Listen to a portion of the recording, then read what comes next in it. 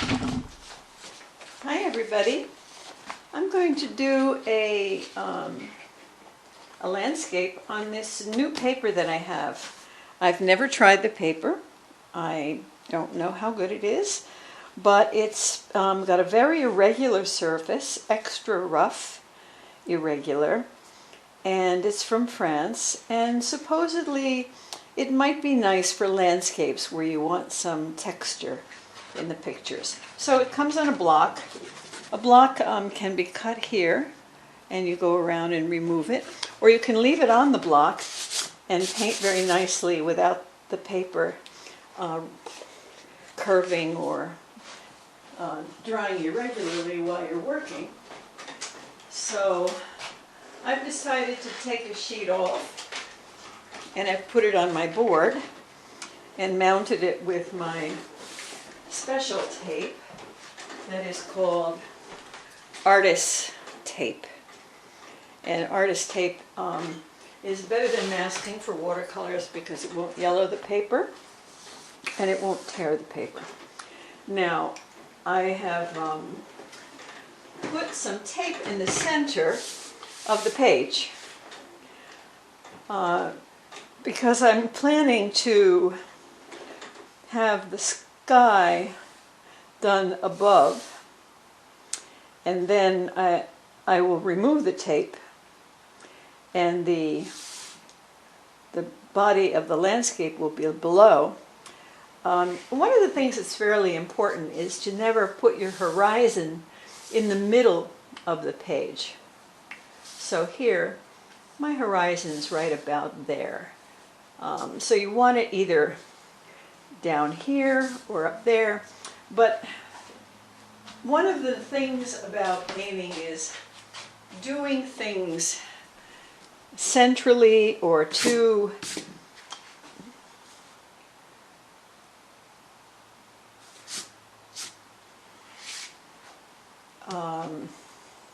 evenly everywhere doesn't create for a good painting.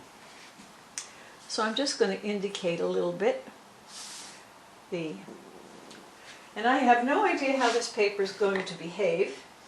I'm going to do the sky first, and then I'm just going to quickly indicate. Here you can see my reference drawing, my reference photograph. This photograph was taken by a friend of mine that she posted on Facebook, Lori Pope Gwynn, and it's of Denali Park, and basically I printed it in black and white because I always want to use whatever colors I want. So I'm interested in some of the shapes of the trees, some of the shapes of the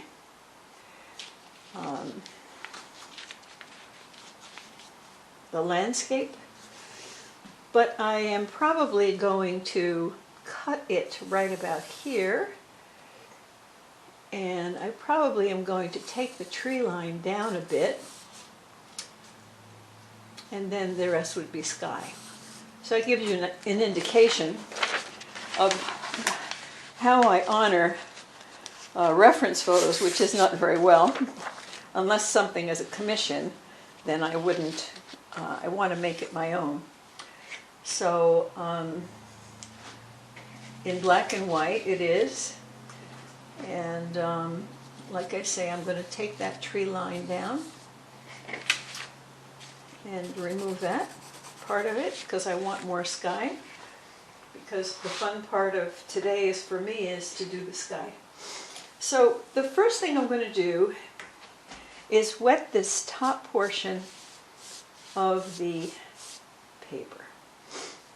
And like I say, I've never used this paper before, and every time you use a new paper, you have an entirely different experience. So I'm going to go to my palette that is mostly for blues. That's my blue palette. And so the two palettes I'm going to use for this painting are blue and some earths. Probably just this burnt sienna And from the blue palette, I'm going to use this cobalt, and I'm going to use this ultramarine blue, and I'm going to use some cerulean blue down here. Okay, so those are the colors that I'm going to choose to use in this guy. The burnt sienna will be mixed with, so I'll just show you how I'm going to do that right now. The burnt sienna will be mixed with the ultramarine blue to make, so here's the burnt sienna. I'm going to put a puddle of that in here. See how the paints, they stay fine. I mean, that burnt sienna's been on there for years, sometimes replenished. And then I'm going to take some of that ultramarine blue that I showed you over here. Again, that's been on there for quite a while. Although it is one of my most commonly used colors. And you're going to mix these two, and look what happens. You get a warm neutral, but I wanted a little more blue than brown, so I'm adding some more ultramarine blue. Okay. Now, ultramarine blue mixed with, when mixed with burnt sienna, also gives you granulation of the paint. So I'm expecting a fair amount of texture to show up because of this paper. And then in addition to that, I'm expecting to have some granulation from that mixture of colors. So let's see here. I'm just going to put a little bit of, spray some water in the blues that I'm going to use so that they're nice and moist on my palette, because I let the colors dry out in between. So here we go. First, just water, because the brush was used to mix some color. The water's a little bit brown. So here's some cobalt blue. Just, and this is how we do the sky, regardless of this reference, because it doesn't matter.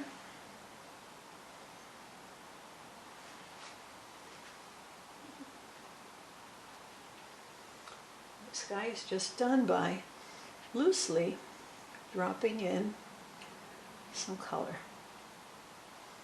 See? Very loose. Nothing too formed. To indicate that there are some clouds there. Again, I'm not paying attention to the reference photo at all. That is more or less just for my shoreline and that nice tree on the left, getting those branches looking pretty reasonable. Let me drop in some of that cerulean blue, which is a nice warm blue that you would see mostly during the daytime in the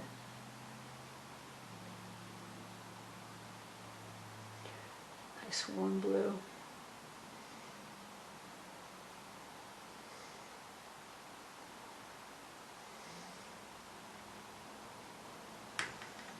And you see the clouds basically become indicated in those spaces.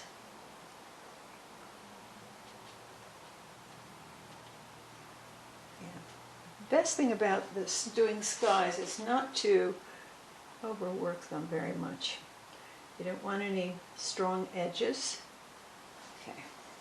Now remember that I said I was going to pick, I'm going to use another brush. This is my round that's about an 1.5 inches wide and comes to a very nice point for certain things. It'll be nice to do for some of the trees. And I'm going to take my number 7 and take some of that. Remember, I mixed that ultramarine with the burnt sienna and made a neutral, kind of a neutral gray by mixing them. I'm going to put some of that color over on the edges. I kind of like to have my skies have some differences in them, where you feel like something may be coming, some weather may be coming in from the side, and and it'll just make the reader wonder what's going on here with the weather and with the sky. And get a little bit of differences like that. So I think I'll put a little bit more in.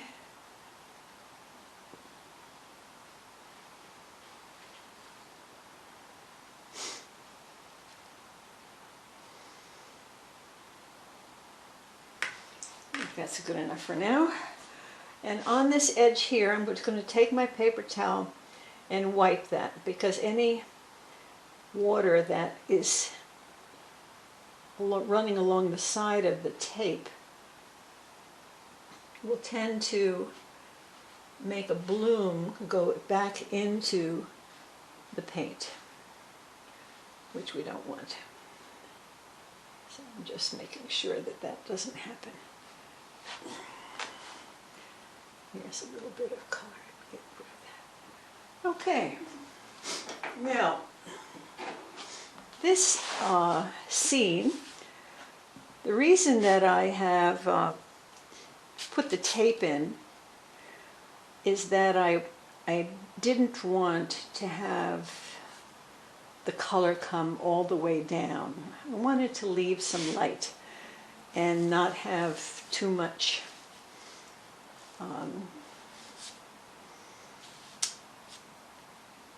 to leave some white and have that come also to the reflection. So what I'm going to do is I'm going to bring down this edge here and just indicate that this is where the edge is going to be. And the water is going to be something like this. Okay.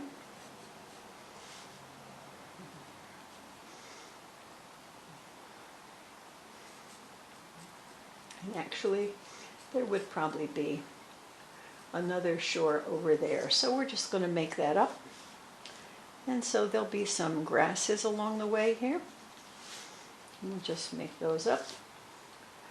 And I'll put here, I think what I'll do is I'll move this edge down, as if there's a little bit of ground coming out here, and there'll be some grasses and activity there. And in fact, instead of bringing this down here, it's not what is in the photograph, but it doesn't matter. I'm going to make this river or lake, whatever it happens to be, kind of disappear over here, as if it were going around. So we'll just have this here. We'll have this little jut of land sticking out. That disappears over there. There'll be trees and things over here. There'll be some trees and things over here. Okay, so there'll be some trees and things over there. Meanwhile, the water will disappear. And that is a nice thing, because people like to have a sense of travel. And it is nice when a painting lets you roam into it and it goes off somewhere. The eye can wander and imagine what's over there. So the next thing I want to do is create the reflection of the sky on this water here. So first thing I'm doing is putting some water. This is just a simple landscape. Just a simple landscape, and I'm just letting some of this color go in. I'm going to add a little more of this burnt sienna in here in this lower part, because there is sky that we're not seeing up above, but that is being reflected in this river. And also, the water should never be as bright as the sky. The water always has some sense of the underlying rocks and soil and vegetation, with some water reflecting the sky, but generally not as bright as the sky. So what I want to do next is take my paper towel, and where there are some clouds up above, I'm going to indicate those more softly than they are up above, more subtle. Okay, so there's our water. Later on, we'll go in and perhaps add some grasses and some ripples, but not too much.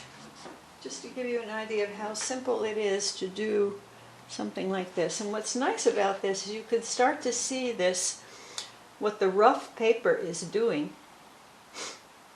in terms of making the paint separate a little bit. Okay, so this is, I think, I just want to make sure I have enough white in this. Yeah, good. And again, I have to remove this bead of water down on the bottom so that it doesn't make a bloom back into the paint above. Great. Now I'm going to take off my tape.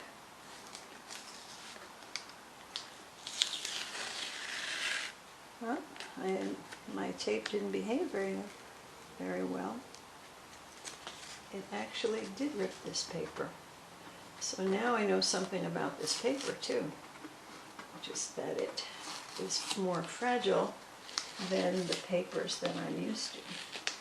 So let's see here. We'll just do the best we can. It's ripping off some of the surface. I really never had that happen before with this tape. But what it's showing me is that this paper is very, very delicate compared to what I'm used to. That's all right. That's how we learn. But I'm just taking this off very, very carefully, a little bit at a time. It'll just make it a little bit rougher. And now I know I can never do that again. Oh well, live and learn.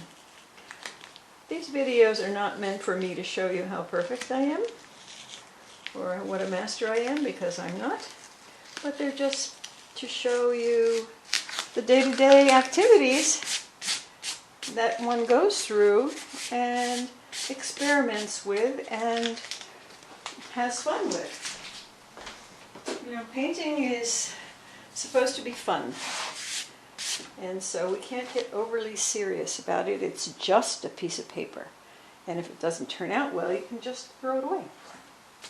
Now the big question that I have here is, what color am I going to make my vegetation? I think I'll make it toward the green side, not very bright, but not bright green, sort of bluish green. Maybe, so I'm going to take that burnt sienna that I already mixed with the ultramarine and add a little bit of a green to it, so that it's a sort of bluish green. And I have to be careful not to touch I'm going to just indicate where those grasses are, very subtly. Not too serious.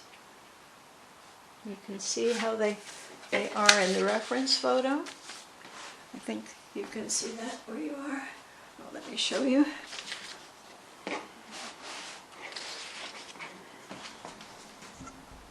Yeah, you can see it now. Get a sense of it. These are the grasses here that go along this edge. Okay. And so I'm putting this kind of bluish green color in the back of the grasses. And maybe I'll lighten up with a slight amount of yellow ochre, that color, and make the color just a little bit warmer, you see, toward the front.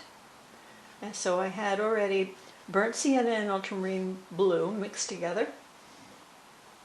And then I added a little bit of a kind of emerald green in there. And now I added just a little bit of yellow ochre as it warms up and comes more toward the front. And this is all imaginary. Okay. Okay.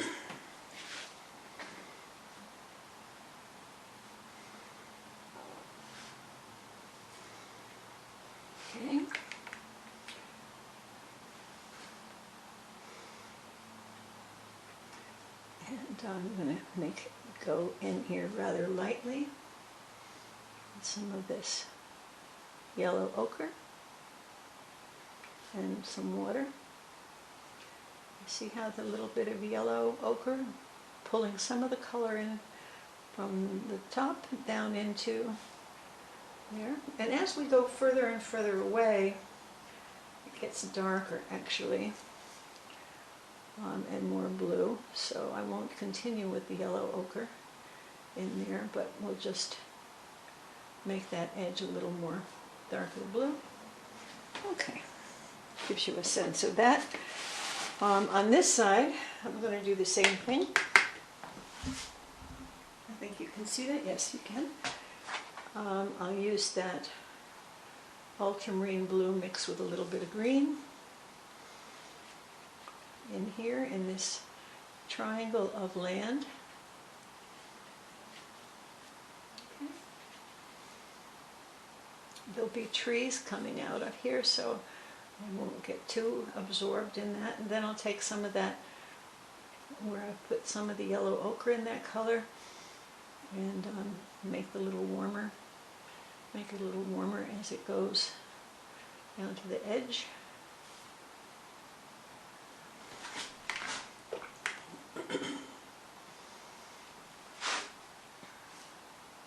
Now my technique of painting is glazing, so I work by layers. So this will just be carried out here, carried out here. All right.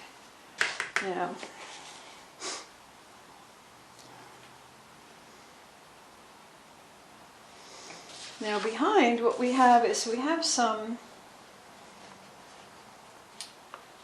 evergreens, lots of evergreens, and a hillside beyond.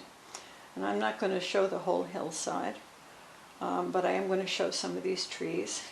I'm waiting for this to be dry, so I'm just going to indicate some of that evergreen color by again adding some green, bright green, to that mixture of that I had made for the sky here of ultramarine and burnt sienna.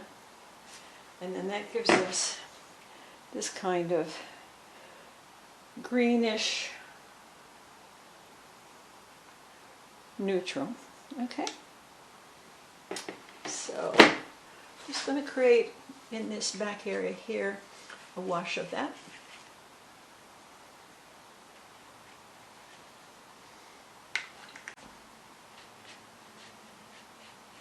I can use any brush at all for this. It really doesn't matter.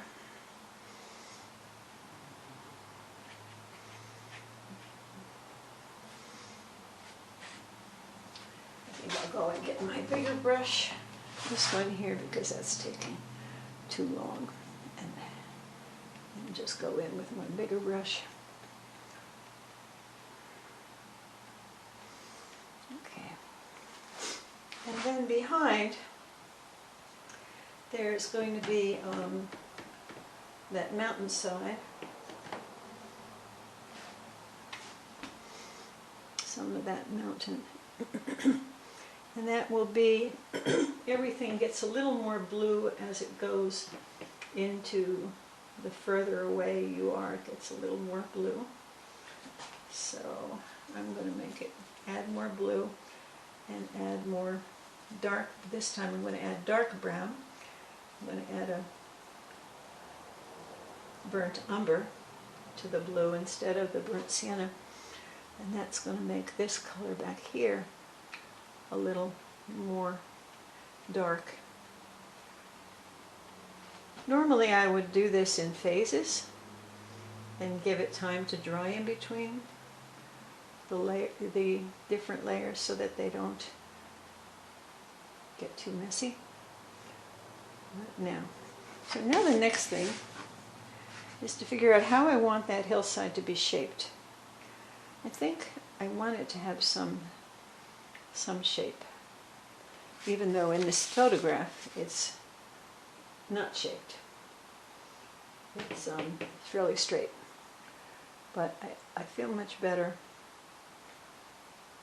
if it has some difference.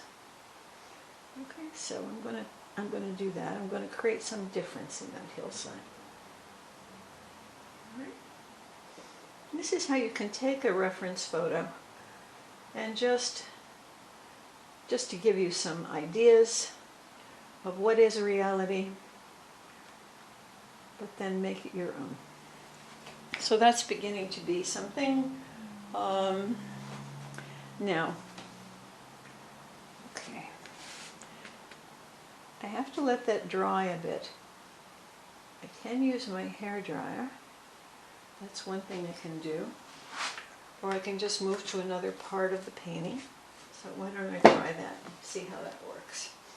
So if I go to another part of the painting, I can now take some color that might be good for the little dark bottoms of the clumps of the vegetation on the side of the river. I think this is pretty ready to do, so let's see if I can do that. So I'm just going to add a burnt umber.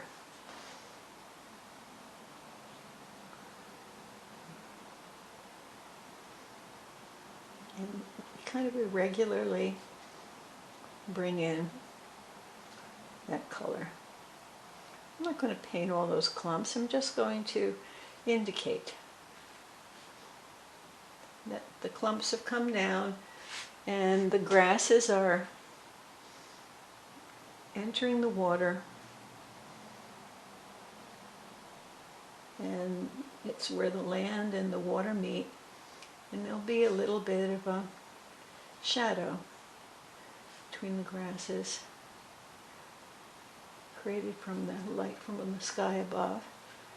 And then I'm just going to continue that a little bit. No detail. Back over here. Less and less thinner lines, you see. So that's the beginning of some edging. Now this one here is a little closer. So let's see a little bit more. But you want to have some sense of the edging that we're going to have. And this is sort of an imaginary landscape. So sometimes it's a little risky to do the imaginary, but I just wanted to, this is about learning technique and learning to relax and be easy with what you're doing. You can see that the tape made a problem for us in how the paint is behaving in this area here. But we'll just ignore that and go for it anyway. Now, over here, there are some, in the reference photo, there are some big tall trees, and over here there are some tall trees. So I think that I'm going to just focus on those for now. And they're evergreens, so they'll be dark green. But in reality, you wouldn't just use a dark green, you would use more of a dark bluish green. Because true greens are a bit distracting in a landscape. You usually just see them as dark. Okay, so I'm going to put some lines to indicate those trees.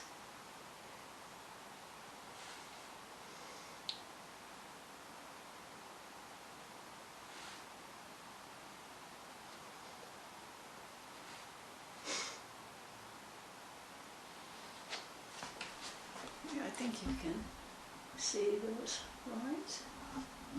Let's see if I can do this up just a little bit for you. I like the shape of those trees, which is part of the reason I chose Lori's photo for this demo. Because I like the shape of those trees and the way that they are uneven. So, unfortunately this paper is still very, very wet in that area. But now let's do the same over here, where there are some other trees. I'll put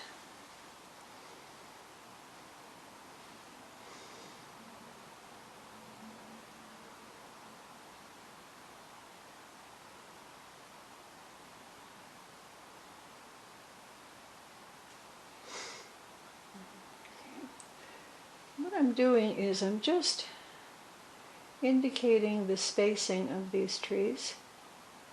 One thing I know for sure is that they'll all have, as evergreens, a trunk that is more pointed at the top and less, it gets wider as you go down.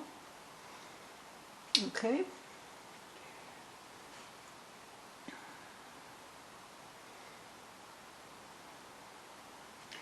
So then the next thing is to give some definition to those trees. So one of the things that's important in doing trees is that they not make them too even. They need to have a lot of variation.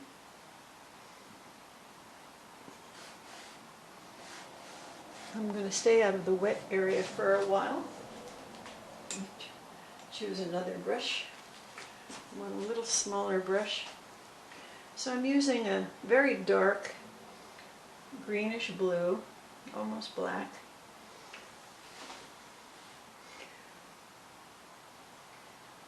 And I'll just work in the sky area for now, just to indicate these trees. And sometimes when something's far away, you don't see every bit of the stem. So you can just leave a little space like that. And then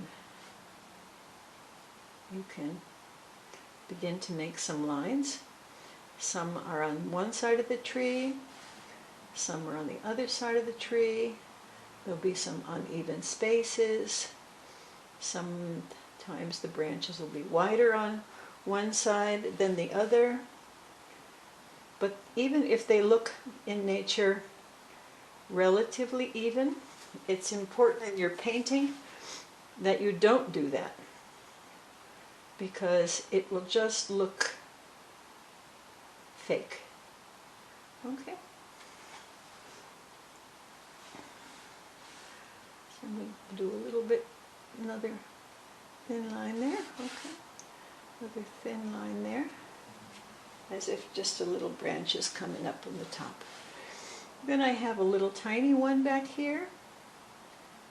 Let's put that in. You can see, very uneven. Sometimes they're a little bit dead, and there'll be some dead branches on the top. Okay, here's another tall one. I think I'll make that a little bit taller than I had, and even than in the reference photo. Have one be like a old mother tree that's been around a long time. Probably will have some branches and some problems that it had in its life over time, so it might not be as full in foliage as some of the other trees. So a little more uneven, a little more elder character. So let's put that mother tree in.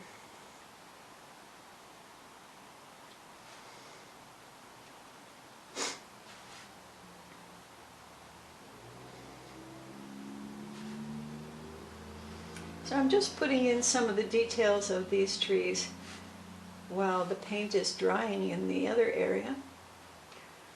And also, since I have sky area where, yeah, good. Now those trees are all done in one color, but I'm going to take a little bit of indigo, just fairly dark, or black. I think I'm going to use the indigo. Yeah.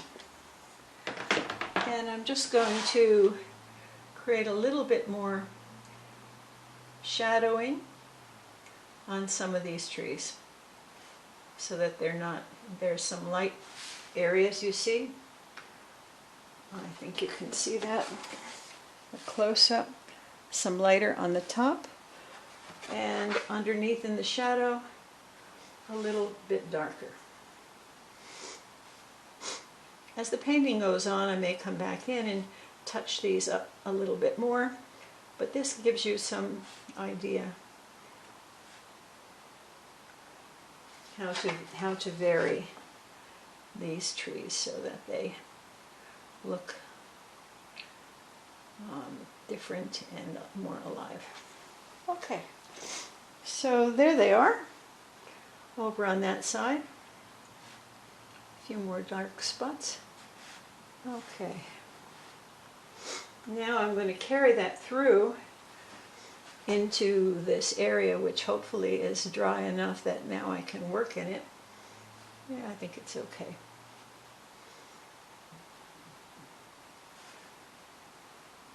Okay, and I'm making them a little darker as I go down because, of course, as they go down, they're more in shadow. The tops of the trees are up near the sky are not as much in shadow. So, and as they go down, the foliage gets a little fuller. So I think you can see how I'm handling that. I'm just thinking about my whole lifetime of seeing trees and what they are and how they behave, and thinking, well, these trees are going to be a little more in shadow, down closer to the ground, where the light is not hitting those branches. Okay? Yeah, I think that gives you an idea of how the trees are going to happen. Now, we have some other foliage more in the front.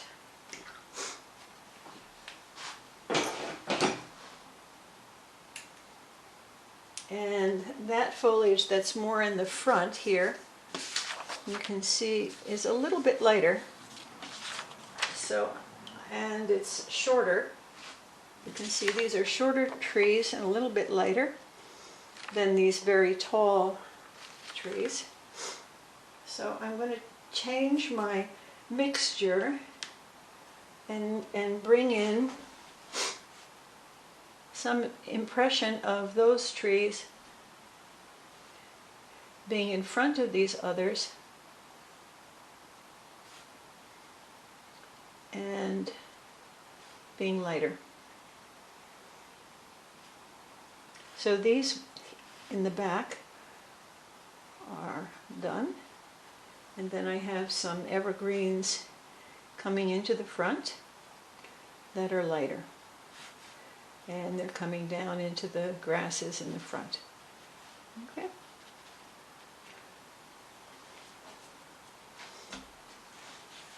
And some are small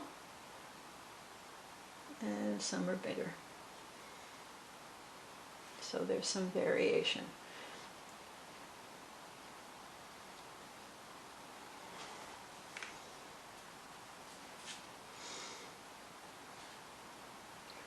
And I'm just going to indicate that, not do it very detailed. The only detail will be just to indicate that there are some points to those trees. Okay. And like I did before, I'll bring in some dark that will create some shadow between those trees. Got a little spot there.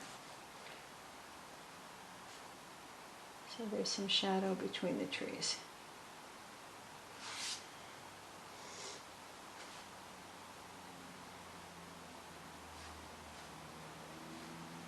I have to compensate for the fact that the tape did leave a line there, which was a real big lesson for me on this paper. The tape, because that tape, I use that tape all the time, and normally it does not rip the paper. So, okay. So what we have is we have different trees, different clumps of vegetation coming out here above this edge. And I'm not going to do them all. I just want to, because it'll take some time and you don't need to see everything. But it gives you an idea. Now, I have to scrub that out, that little speck that went in there. So I take my scrub brush, which is made for scrubbing watercolor paper. There, you see? This is a silver scrubber oval filbert. I've got them in different sizes. There, I just took out that little speck. Okay. Now, the next thing I want to do is take a filbert. Let's see, I have a filbert here. Filbert is a special kind of brush that is long and thin, and it makes very nice long thin lines. This is a filbert, nice long and thin. There, and when you wet it, you see how nice and pointed and light it is. I want to take that filbert and use it with any kind of dark green or dark brown and green mixture and begin to do a little bit of indication of grass lines. You see? Just a little bit.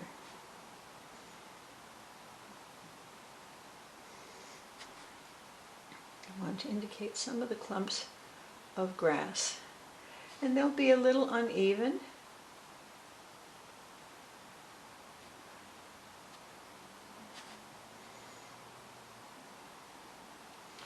And some of that work can continue on through different stages of finishing this painting.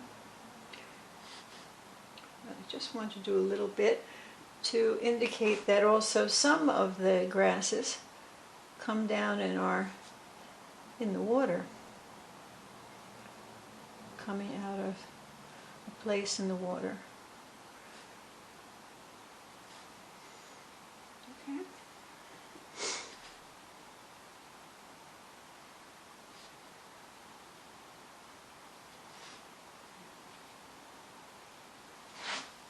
And then I'll go back here in the back with a little darker color. Show some of the edges in this dark color in the back. This is a little mixture of blue and green and black. Just want some edging to be a little irregular back here. Create some texture, some feeling of texture. Okay? So I'm focusing on this part of the painting here because basically what's happening over on the other side is going to continue. It'll need some work. I'm going to do a little bit of edging like this. Just some curly, funny lines. Nothing serious. Okay?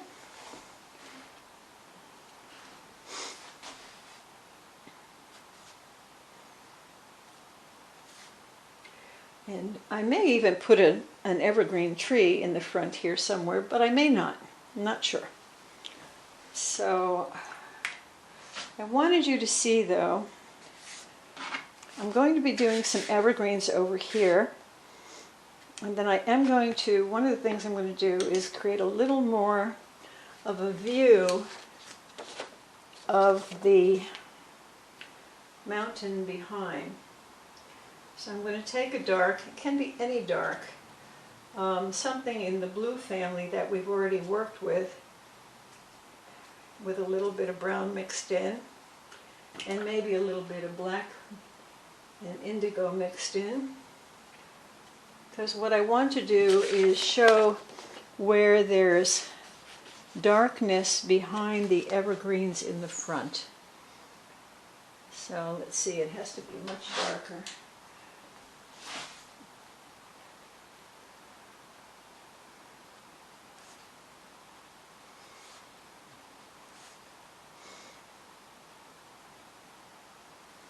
Okay, so I wanted to show that, and then I'm just going to pull some of that color into that mountainside. You see? But I just want that to show that the land is going quite far back before that mountain starts. Okay? And that mountain is far away. All right. And I want to continue that all the way through the other part of this painting. But you can see how a little bit of it has started. And while we're over here, I'm going to just show that there's a little bit of irregularity using this rigger brush. I wanted to show you that there's a little bit of irregularity from the treetops far away on the top of that mountain. You see what I mean? Yeah. I hope you can see what I mean. There. So there's the beginning of how I will address that mountain. There'll be, put a little bit more trees in here. I had already put in some color. So one of the things I'd like to do is show some stems. There'll be some branches and brush here at this edge also coming up, and between the evergreens.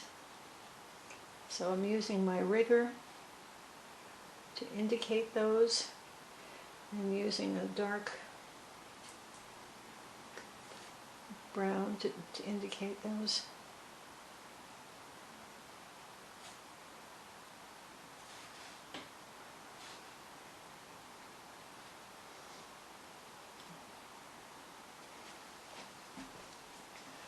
Okay, that's starting to look a little bit like a landscape. So basically, this is the way that is going to move forward.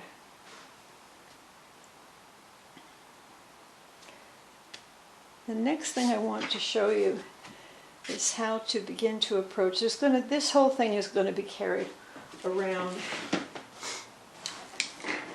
the entire back as a background.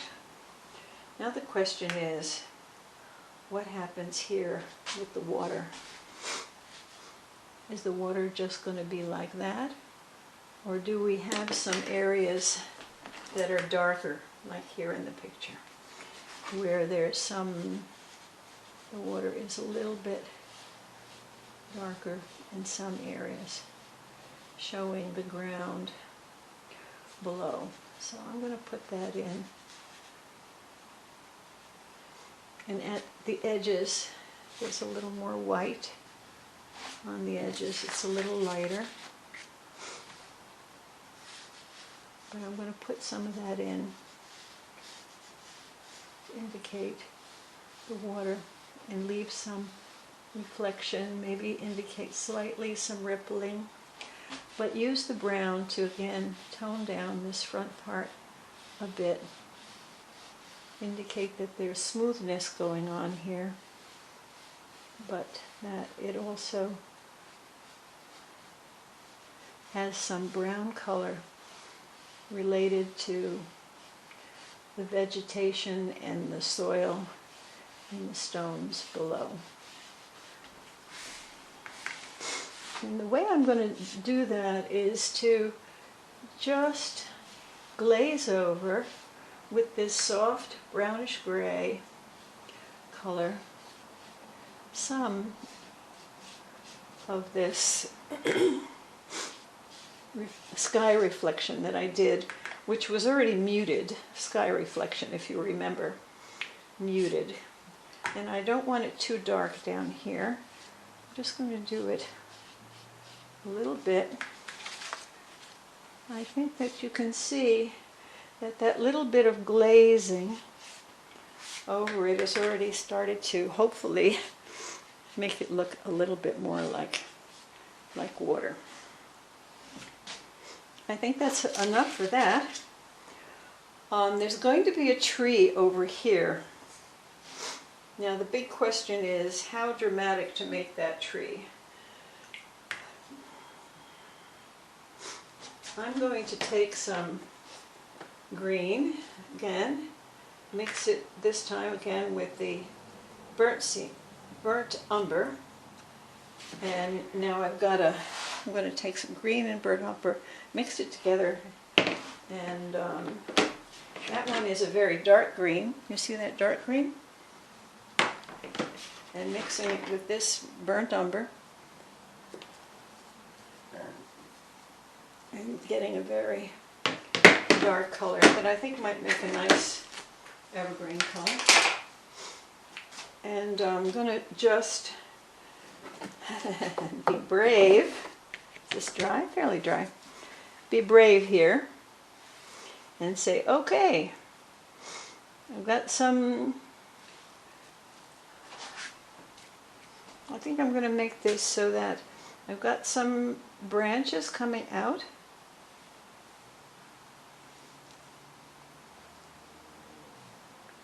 I have some branches coming out.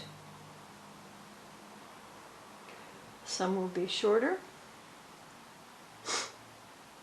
Some will be a little longer.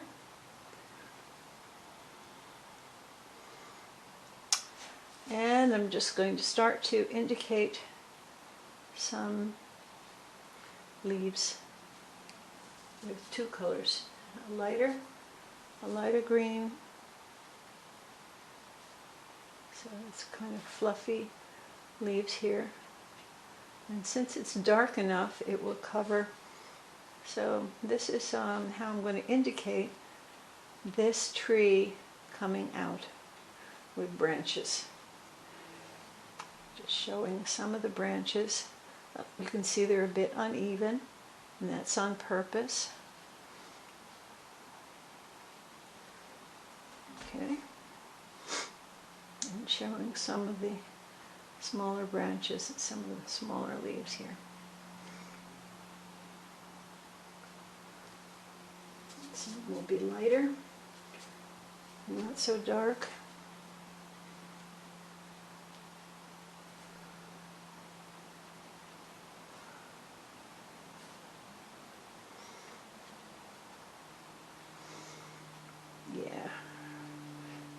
always a little risky to do something like this in a painting, and just kind of like, okay, I'm just going to stick some great big branches here and hope for the best, and hope that I can somehow make them look like they are branches. But if you approach it from the idea that it's only a piece of paper, you know, it doesn't work, you throw it away. But at least have the experience of trying to do something different. So this is the beginning of that. I'm going to have a few more coming out here. And that basically will need to dry a little bit. There'll be some more coming up here. Yeah, I'm going to have some space because they shouldn't be too symmetrical. There'll be some coming up and out into the sky. While this is risky and can ruin the painting, it is the reason I chose this photo. So I feel like I really just need to honor the photo and try to get this tree in here. I think you have a sense of the tree here on the side. Okay. Now this will have to dry a bit, and then I'll come in with a little more detail on top of that. But I think that's the beginning of the tree. Some of the branches from behind will be in there, but there'll still be some spaces. Yeah. Yeah, it could be that this isn't the greatest, but we'll see. We'll try, we'll work on it a bit more. So what we have is an area over here that's relatively moving forward in a good way.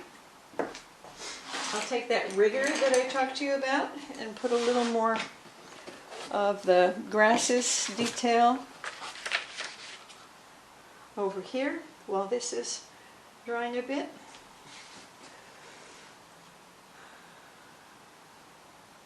So we've got some grasses coming down into the water. See that this is the rigger, very fine, thin brush, one of my favorite brushes. Just wonderful. I have about 5 of them in different lengths and sizes and materials, because each one behaves a little bit different. But this is actually my favorite one, and it's my least expensive one. It's a Princeton art and brush company made out of India, but I love this rigger. I bought fancier ones since, but none of them quite do it for me as well as this one does. Having traveled a lot in India and Pakistan, places like that, it's interesting how great the watercolorists are in these countries. They don't have, many of them, very much money. Watercolor is one of the least expensive mediums, and the paper, whereas acrylic and oils and canvases and all of that are very, very costly. So not many people can afford that in developing countries. And I'll tell you, you find the most incredible watercolorists coming out of these countries, coming out of China, coming out of India, Pakistan, Nepal, just totally amazing watercolorists. And now, because of social media, the rest of the world is able to see their work. In fact, I have several pieces from a Nepal artist and from someone who was originally from Pakistan in my studio here because I love to see their work. You see how nice that, I think it's pretty nice. Maybe you don't think it's nice. But I hope you're thinking that, oh, look at how that... Hello, everybody. It's Sandra again. I am sorry that my camera shut off because of the battery. So I've recharged it, and I have it plugged in right now while filming. And so that maybe maybe it won't turn off on me again. This is the original photograph, which you can see I decided to change from my friend Lori Pope Gwynn, who took it out at the Denali State Park. I decided to cut off the bottom, bring down the horizon, remove some of the upper hills there because I wanted more sky. I do enjoy painting skies, and I think fortunately I have a pretty dramatic one here. Also, there was a lot of weeds on the surface, and I decided to make the water more clear without all the weeds so that it could carry out the reflection a bit better. Also,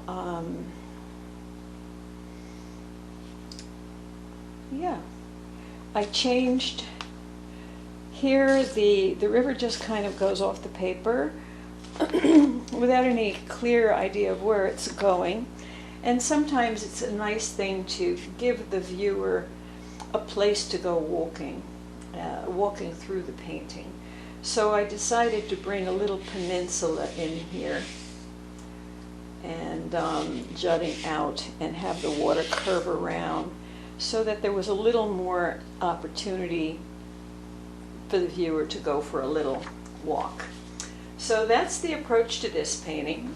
As always, whether I'm doing horses or dogs or landscapes, I like to print my picture out in black and white, because it not only does it make the value contrast very clear, but it also leaves me free to use whatever colors I want without being distracted by the colors that are there.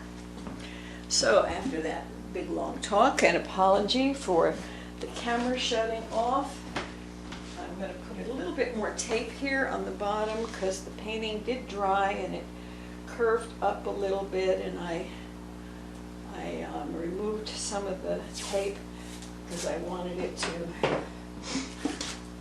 dry very well. So I'm just going to put a little more tape here. Also, I wanted to see how the tape behaved on the paper when it was removed. Okay, I've decided that for the last and final stage of this painting, I am going to use some specific colors and make highlights.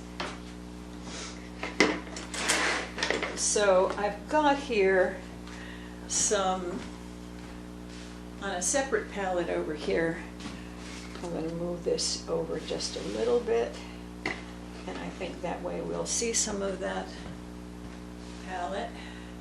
I think I had shown you before that my normal palettes are always in place, and I just add paint whenever they run out in the different ones. These are my blue and green palette. This is my yellow and earth tone palettes with browns and siennas and ochres.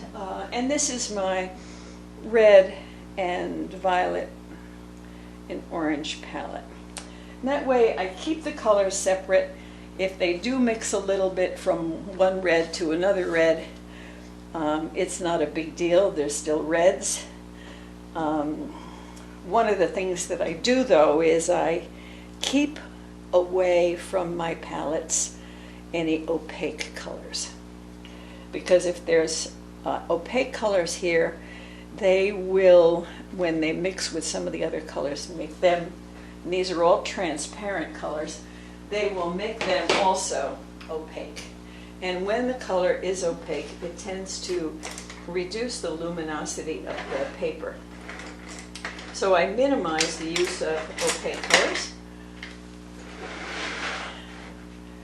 Okay, I've got lots of water. I have an atomizer, the fine spray, a bigger, thicker spray, scrub brushes, and then, of course, the usual amount of water and the ever-present paper towels, usually in my hand. Now I have here, most of this I showed you how I was working this section in the last video. I just carried that forward and finished the whole thing. And I just carried forward what I'd already talked to you about, making some detail at the edges, and finished that. Duplicated trees from over here, put them in over here, and in the same way made them very uneven in the spacing of different branches. And then there was this one tree here in the foreground, which is part of the reason I chose this photograph, because I loved that capture in the photograph. But it's highly risky to put that big dark thing there if it didn't work. So I did it off camera, and I think it works pretty well. So I'm just going to leave that alone. I may not be able to contain myself, and I may come in and do a little bit more on it, because I tend to keep tweaking. But I have here a blue, it's like a cobalt blue, okay? And I have here some black, ivory black, and some indigo. And over here I have some alizarin crimson and some white. Now, anybody who has taken classes with me knows that I very, very seldom use white. But I do like to have it for a little bit of accent. And for this I've chosen a Chinese white. It's a watercolor, not a gouache, but it's a fairly bright white, and it'll give me a few places, maybe here on the edges. You can see they're very bright, a little bit, and a little bit of white on the reflection, just a tiny bit. The sky, fortunately, already has a beautiful amount of white, so I'm not going to touch that. But I want to mix some black and the cobalt blue together, because what's needed here is to indicate some of this value changes between the trees. Now I was hoping to use my rigger for that, but I can see it's not behaving. It's too delicate for that. So normally, so I'm making a bluish black color to go over this green. Normally, at the base of the evergreen trees, where some of them are in shadow, there'll be some darker colors. So when you're painting, you're always thinking about what is happening out there. You know, there's light from the top, things toward the bottom of the trees might be in shadow, some of the ground below the trees might be in shadow. So just going to add some differences here, because I just put in this kind of greenish color, a dark greenish color that's kind of a mixture of black and green. And I put that, so in between some trees there might be some darkish color. So all I'm doing is adding some of this kind of shadowy color in here to show that this is not just blobs back here, but these are trees. make them begin to look like trees. I mean, I don't like to do a lot of detail, because if you do a lot of detail in the distance, it seems very distractive, because the eye won't actually see generally all that detail. And the further one goes back in the painting, the less and less detailed it would be. Here, you see there's so much forest back here, but all I've done is created texture. You see the texture there needs to be repaired a little bit. That's where I had some tape that didn't work. So I just put a little texture there. But I already have some very nice texture right here. Some things in this painting are working out pretty well. I'm going to make a space in here as if the trees have a space, and I'm seeing the area behind. Okay, because I don't want to just have it be like a blob. So, but it should be done fairly unevenly in some places and not in others. Okay.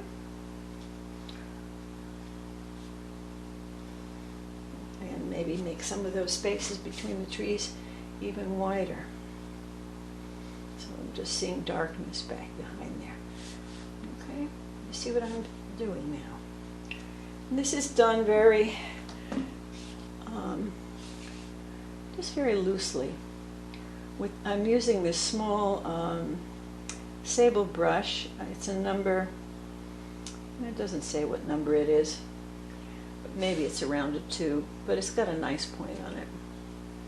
I just found this yesterday. I was cleaning my bedroom, and God knows how long this brush has been under the bureau, but I retrieved it from under the bureau yesterday. So I was very, very happy, because it's a really nice brush, nice sable brush, and it's in great condition. And by the handle I can tell it's obviously a pretty new brush, but it must have rolled under the bureau. So I was happy yesterday to retrieve this brush and find it again. I think those are starting to look like a little more that they might be trees in there. I'm going to try to make it a little different over here. I'm going to leave more white spaces between and put in even less detail. Okay, because it doesn't need to be, shouldn't be the same everywhere. Okay.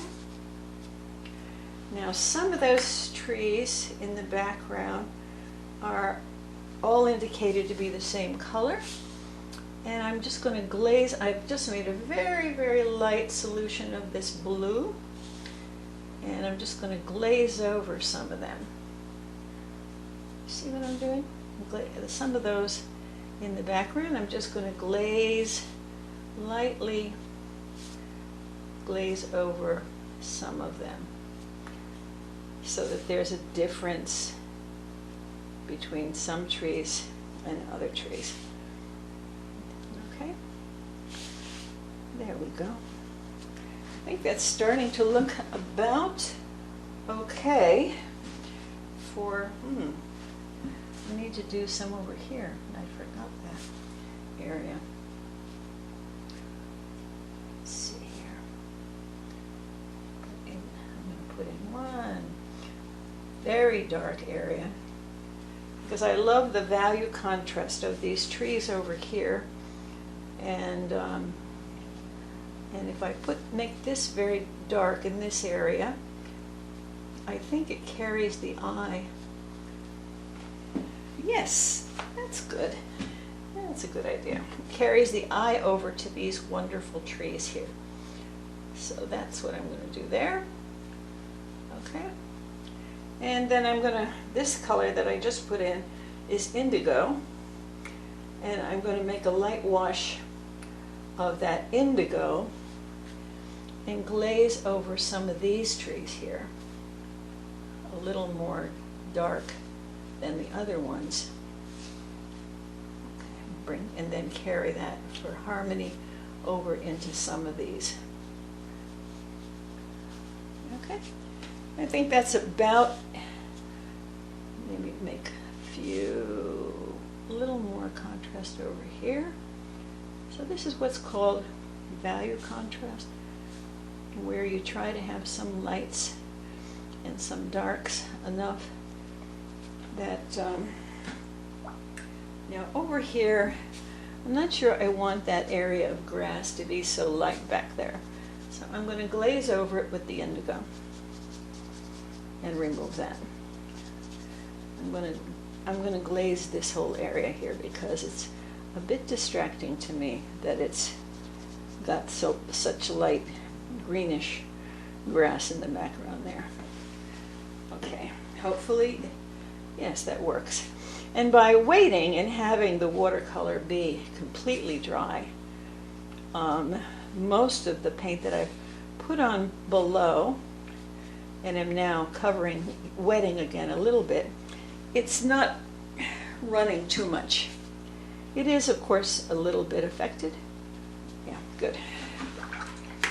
So that's beginning to be a little bit better from my point of view.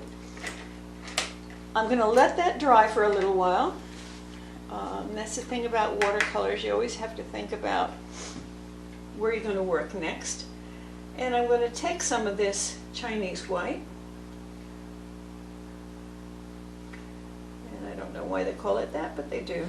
So, and I'm going to put some in some of these reflections here.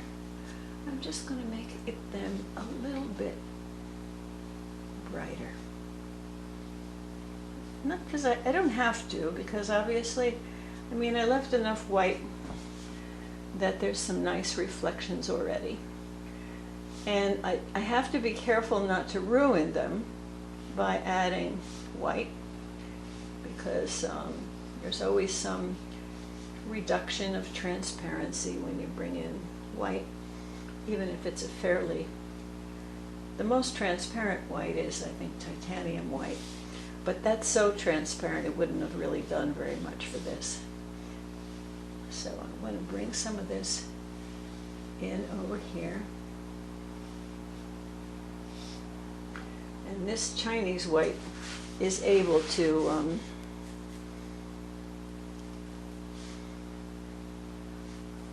leave some nice color over the underlying blues and violets in this water. So that's it. I don't want to do too much. And a little bit, and this tiny brush is a 3. The numbering system is not very, it's supposed to be precise, but I find that sometimes a 3 in one manufacturer is not a 3 in another.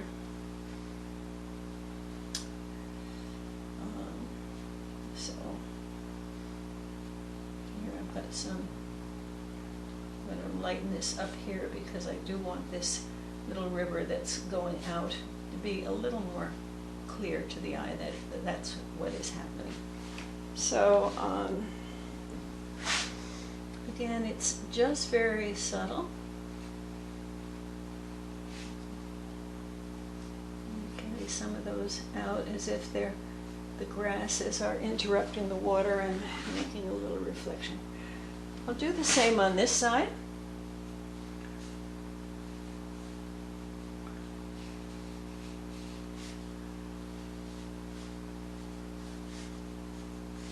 Now, it's not necessary to do this, and one has to be careful about whites. In more traditional days, having a very obvious amount of white in your painting could really be like getting a point taken off of by the judge that you didn't somehow. See how this is drawing so light that it's disappearing? I'll have to do it again. All right, but I think that does brighten up. There we go. All right, now, one of the things I'm going to do is take a little bit of alizarin crimson, which is a very intense red, and just see if there are some places in the deep shadows where I can make them pop a little bit by bringing in a little bit of red. I know it sounds crazy, but that little bit of red sometimes can really brighten up a painting and make it much more interesting. Not just have these dead, dark spaces that happen if they're only in blues and violets and grays. So I'm doing that in a few spots. And I'm going to take some of that alizarin crimson and also do it in a few spots along the bank of the river.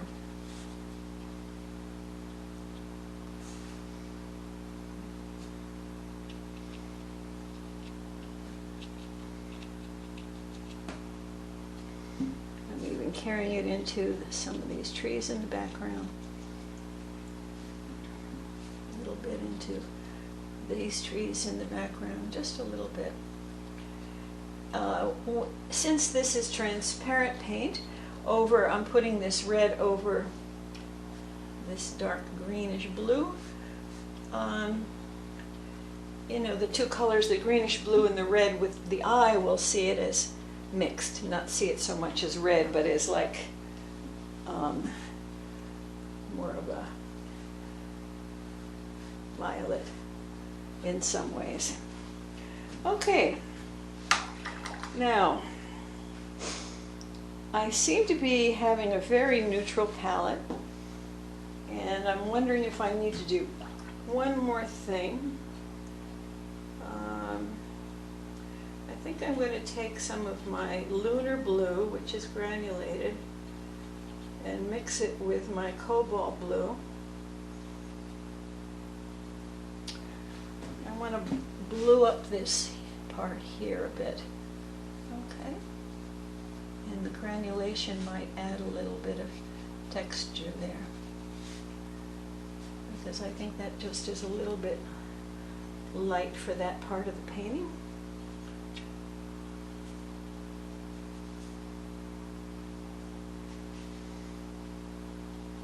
I think I'll put it also here in a few places, but leave that little bright kind of yellowish amount of grass right there. Okay, I think that does help this little wedge of land over here. I'm going to take a little bit of that red and also bring it into this edge. You can see it just kind of makes that edge pop a little bit. This painting is just, for me, just a little bit too, and I might take a little bit to harmonize the color. Actually, I'm going to glaze for no reason at all other than that I want to. That greenish ochre grass is in the front. And that does change a little bit of what's going on with that wedge. I'm going to do a little bit of that over here also, for no reason at all other than to kind of harmonize a little bit that red. And there, I'm going to put a little bit in here. Okay, good. Great. Now, do I dare? Yes, it's only a piece of paper.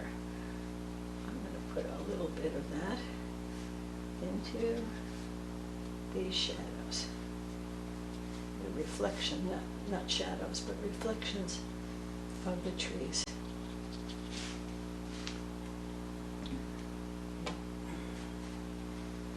The trees are done, the reflection shown in the water here. Reflections always come at the viewer, so in this case, no matter where the sun is, reflections will come toward the viewer. That's the rule of reflections. Whereas shadows would go in another direction. And we may have shadows going toward the back, but reflections coming toward the front. So let me also carry those reflections into this area because they are there, but they're not on the land, okay? All right, I'm going to do one more thing and hopefully not mess that up, which is put in a few birds. Why not?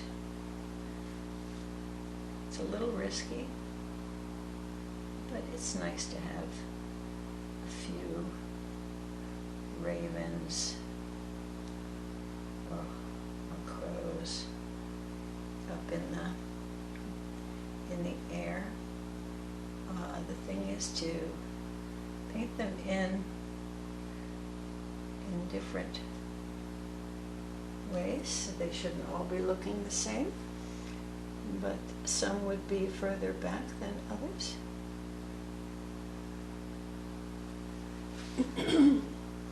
And some might be so far back that they're just a little dot. Okay, I think a few birds works. What do you think? From my point of view, given that I'm, not very masterful here, but just trying to show you techniques, share them with you, hopefully entertain you a little bit during our self-isolation. Just want to make sure that works back there just a little bit better. I want to like a pathway going back right there. It's good to have little spots where people can travel. Now, I'm not going to put a person in,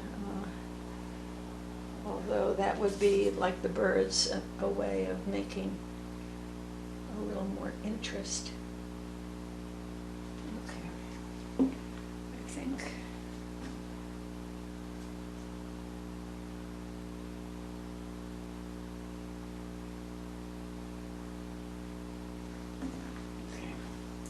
One more thing, only one more thing I think, and then I'll be done. Even though these are mostly all evergreen trees, and most of them have some branches and foliage, they're always, in every forest, no matter what, some trees that don't have any branches and are there mixed in. So it's important to indicate a bit of that. Some might be dead trees, some might just not have any leaves on them because it's winter. And then down near the bottom there'll always be some brush.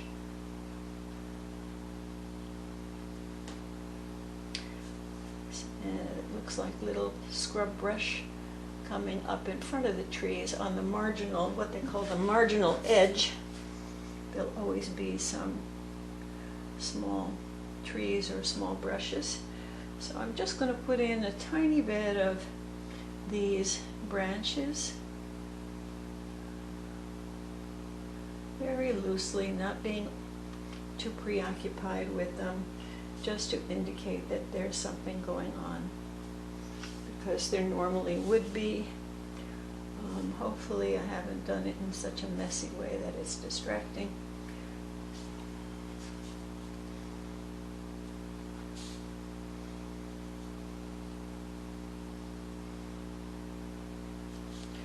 Tonight, this is a nice time to just kind of do some loose things that make this less precise. And maybe a few of these trees, little branches and stuff will be over on the edge of the water too.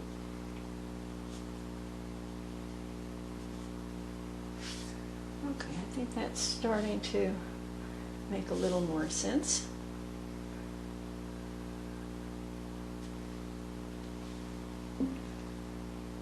Okay, I think we can call this done, at least for now. Sometimes after I look at something for a few days, I might add some little bit, because I'm seeing there's some, you know, that wash that I put in just did not quite fill the space properly.